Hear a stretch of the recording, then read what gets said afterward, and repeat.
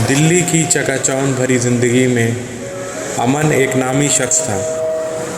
पैसा, दौलत, शोहरत सब कुछ उसके कदमों में थी, पर अमन को ये सब भाता नहीं था।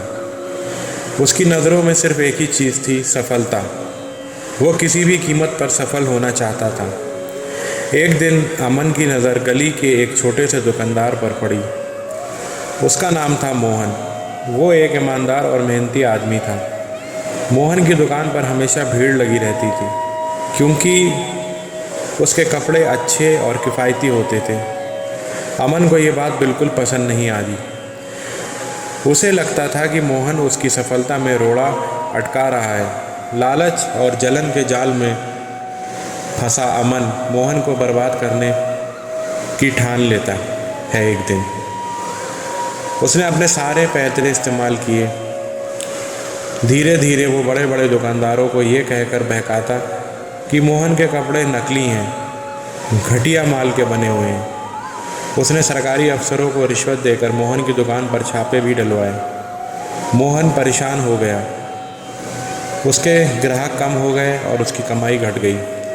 एक रात अचानक आग लगने से मोहन की दुकान जलकर राख हो गई। मोहन और उसका परिवार पूरी तरह तबाह और बर्बाद हो गया। अमन को इस बात की खुशी हुई। उसे लगा कि उसने मोहन को उसकी औकात दिखा दी। लेकिन यह खुशी ज़्यादा दिन तक नहीं टिकी। कुछ ही महीनों बाद अमन की फैक्ट्री में भी आग लग गई। उसकी सारी मशीनें जलकर खाक हो गई। लाखों का माल जलकर बर्बाद हो गया। अमन सदमे में था। वो समझ नहीं पा रहा था कि यह सब अचानक कैसे हो गया। अमन को धीरे धीरे एहसास हुआ कि उसके साथ जो हुआ है वो उसके द्वारा किए गए कर्मों का फल है।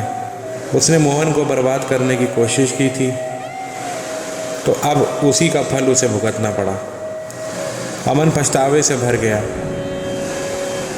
वो मोहन से माफ़ी मांगने गया। मोहन पहले तो अमन को देखकर भड़क उठा, लेकिन फिर उसने अमन को माफ़ कर दिया।